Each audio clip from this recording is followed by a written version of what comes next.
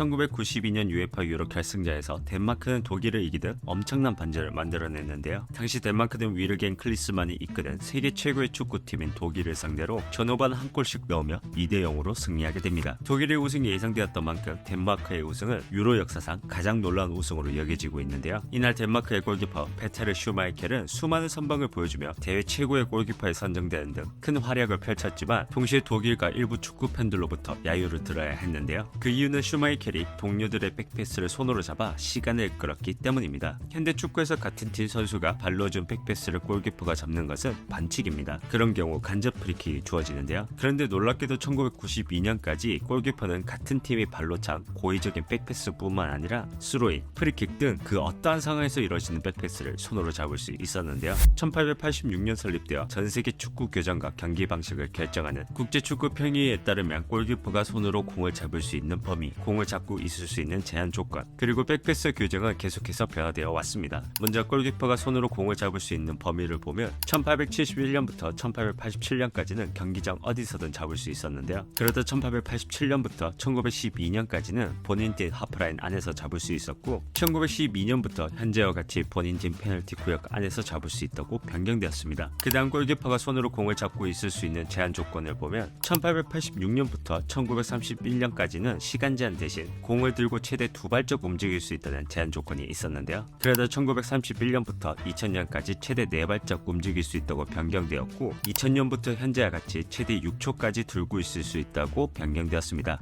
그래서 현재와 같은 백패스 규정이 도입되지 않았던 92유로에서 덴마크는 독일을 상대로 선취 득점을 올리자 시간을 끌기 위해 백패스를 적극적으로 이용할 수 있었는데요. 당시 골키퍼는 어떠한 상황에서도 페널티 구역 안에서 공을 잡을 수 있었기에 언론에서는 골키퍼를 초능력자라고 표현하기도 했습니다. 이런 극단적인 시간 끌기는 당시 유행하는 하나의 전략이었는데요. 92유로 2년 전에 개최되었던 1990년 이탈리아 월드컵에서 이기고 있는 팀이 골키퍼에게 백패스를 하고 골키퍼는 약 1분 가까이 공을 들고 있다가 공을 다시 앞으로 차는 시간 끌기 전략이 유행했었습니다. 경기를 한없이 지루하게 만들고 경기를 느리게 만드는 백패스 전략 때문에 이탈리아 월드컵은 경기당 2.21골, 총 115골로 역대 월드컵 중 가장 낮은 득점수를 기록하고 있는데요. 이때 백패스 전략으로 가장 많은 시간을 흘려보낸 팀은 아일랜드였습니다. 아일랜드의 골키퍼 PK 보너는 이집트와의 조별 경기에서 무려 6분 동안 공을 손으로 잡고 있었는데요. 관중들은 보너가 공을 잡고 있는 것을 지켜보는데 경기 시간의 약 7%를 소비한 겁니다. 시간 끌기용 백패스로 경기가 지루해지고 재미없어지고 있었기 때문에 국제축구 평의에서는 백패스와 관련된 규정을 새롭게 만들 수밖에 없었는데요.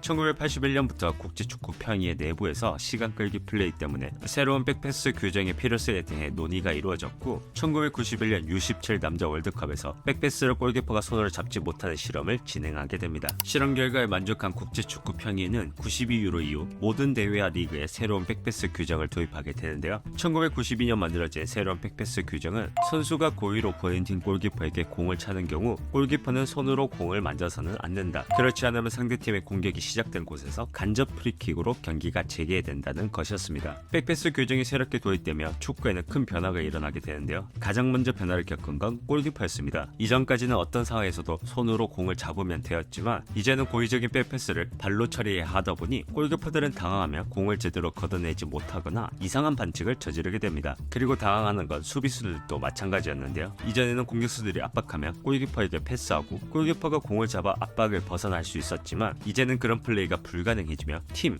혹은 개인 플레이로 압박에서 벗어나는 법을 익혀야 했습니다. 백패스 규정이 도입되고 초기에는 골키퍼에게 불리한 규정이라며 일부 선수들이 불만을 제기하기도 했지만 골키퍼와 수비수들이 점차 공을 다루는 기술을 향상시켜 나가며 축구는 이전과 다른 스포츠로 변하게 되는데요. 92년 이전까지 골키퍼는 단순히 공을 막고 백패스를 잡아 공을 전방에 투입하는 제한적인 역할을 맡았지만 92년 이후부터는 기존의 골키퍼 역할을 하면서도 탈압박과 빌드업 과정에 참여하는 한 명의 필드 플레이어와 같은 역할을 맡게 됩니다. 그리고 백패스 규정이 도입되면서 무분별한 백패스로 낭비되는 시간과 시간 걸기 백패스 전략이 사라지며 축구는 이전보다 훨씬 덜 지루하고 박진감 넘치는 재밌는 스포츠로 변하게 됩니다. 단 하나의 새로운 규정으로 축구라는 스포츠가 가지는 속도감, 전술 등이 완전히 변하게 된 건데요. 페트르 슈마이켈은 피파와의 한 인터뷰에서 이런 말을 했습니다. 나와 같은 시대에 뛰었던 골키퍼 중 몇몇은 분명 현대 축구에 적응하는데 애를 먹을 것이다. 20년 전과 비교가 불가능할 만큼 요즘 골키퍼들은 뛰어나다. 축구를 비롯한 야구, 농구, 테니스 등 모든 스포츠는 시간이 지남에 따라 조금씩 변화합니다. 변화합니다. 시대의 흐름에 맞춰 관중과 시청자들에게 더 흥미롭고 더 재밌는 경기를 보여주기 위해 변화를 시도하는데요. 1992년 축구에 새롭게 도입된 백패스 규정은 그 이전과 이후를 나눌 만큼 큰 영향을 미쳤고 축구가 더 흥미롭고 재밌게 변화하는 계기가 되었기에 스포츠 역사상 가장 성공적인 규정 변경이라고 평가받고 있습니다. 만약 축구에 지금과 같은 백패스 규정이 생기지 않았다면 지금과 전혀 다른 축구를 보고 있지 않았을까요? 여러분, 오늘부터 유럽 넘버원 단백질 보충제 브랜드 마이프로틴이 마프데라 최대 80% 타임 세일을 진행합니다. 고정 댓글 링크로 들어가 A라이프 할인 코드 입력 시 42% 추가 할인까지 받으실 수 있는데요. 운동 및 스포츠 활동 시 활동만큼 중요한 게 충분한 영양 섭취와 회복입니다. 세계적인 단백질 보충제 브랜드 마이프로틴의 고품질 제품으로 지친 몸과 근육을 올바르게 회복하세요.